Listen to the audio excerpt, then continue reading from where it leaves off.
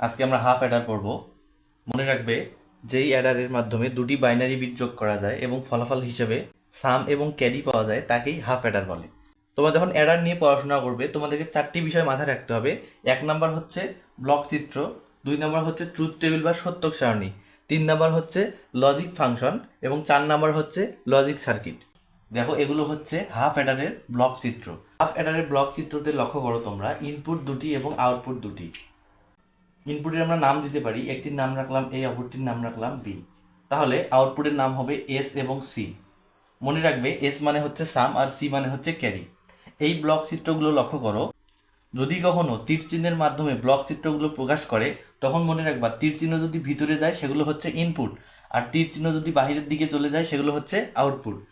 তাহলে এখানে লক্ষ্য করো, দুটি তীর চিহ্ন ভিতরের দিকে চলে গেছে অর্থাৎ ইনপুট দুটি, এবং দুটি তীর চিহ্ন বাইরের দিকে চলে যাচ্ছে অর্থাৎ এখানে আউটপুট দুটি। অর্থাৎ এটি একটি হাফ অ্যাডারের ব্লক চিত্র। এখানেও লক্ষ্য করো, দুটি তীর চিহ্ন ভিতরের দিকে বোঝাচ্ছে এবং দুটি তীর চিহ্ন বাইরের দিকে বোঝাচ্ছে। তাহলে এটিও হচ্ছে হাফ অ্যাডারের ব্লক চিত্র। প্রশ্নে বিভিন্নভাবে হাফ অ্যাডারের ব্লক চিত্র দেওয়া থাকতে পারে। তাহলে দেখো, এবার আমরা হাফ অ্যাডারের ট্রুথ টেবিল বা সত্যক সারণী দেখব। তাহলে ইনপুটের নাম দেব আমরা এ এবং বি, দুটি ইনপুট এবং আউটপুট হচ্ছে দুটি। একটির নাম দিলাম আমরা এস, এসতে সাম, অপরটি হলো সি, সিতে ক্যারি। তাহলে দেখো, প্রথমে আমরা ইনপুট পূরণ করব 0 1 0 1 ডাবল 0 ডাবল 1। এবার আমরা প্রথমে সাম বের করব, সাম মানে হচ্ছে যোগফল। তারপর আমরা ক্যারি বের করব, ক্যারি মানে হাতে কত আছে। লক্ষ্য করো, 0 0 যদি আমরা যোগ করি তাহলে সাম কত হবে 0 এবং ক্যারিও কত হবে 0, অর্থাৎ হাতে কিছু থাকবে না।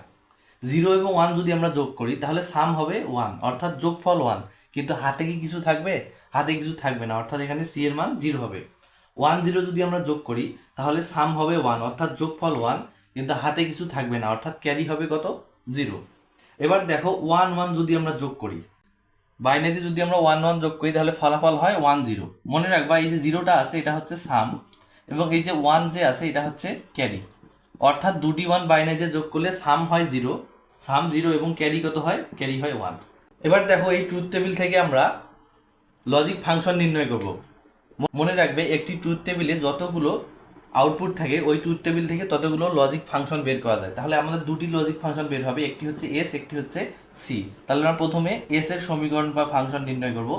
এস এর মান বের করার ক্ষেত্রে দেখবা কোথায় কোথায় 1 রয়েছে। এখানে প্রথমে 1 রয়েছে এবং এ এর মান 0, বি এর মান 1। 0 থাকলে নট দিতে হবে, এ নট। বি এর মান কিন্তু 1 রয়েছে, তাহলে শুধু বি হবে। ঠিক আছে, 1 থাকলে পরিবর্তন হয় না। প্লাস, এবার আমরা পরের মানটি বের করবো। এই 1 এর জন্য দেখো, এ এর মান 1 অর্থাৎ এ ঠিক থাকবে, কিন্তু বি এর মান কত আছে? 0 অর্থাৎ বি নট হবে। এটি হচ্ছে এক্স অর গেটের সমীকরণ, এ এক্স অর বি। এরপর আমরা সি এর মান নির্ণয় করব। সি ইকুয়াল, সি এর এই 1 এর জন্য ইনপুটের দিকে তাকাও, এ এর মানও 1, বি এর মানও 1, অর্থাৎ এ বি কোনো চেঞ্জ হবে না, আমাদের ফাংশনের মান হবে এ ইন্টু বি। এরপর দেখো, আমরা হাফ অ্যাডারের লজিক সার্কিট অঙ্কন করব।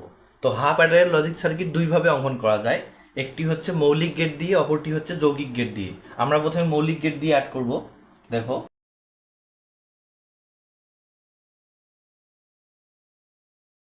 এই যে আমরা সার্কিটটি অঙ্কন করলাম, এটি হচ্ছে মৌলিক গেট দ্বারা হাফ অ্যাডারের লজিক সার্কিট।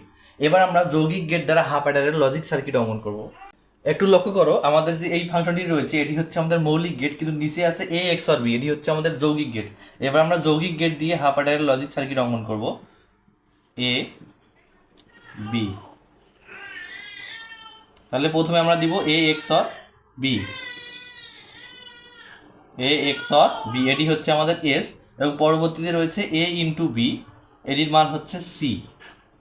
এ ইন্টু বি, এটির নাম হচ্ছে সি। তাহলে এটা হলো আমাদের সাম, এটি হলো আমাদের ক্যারি।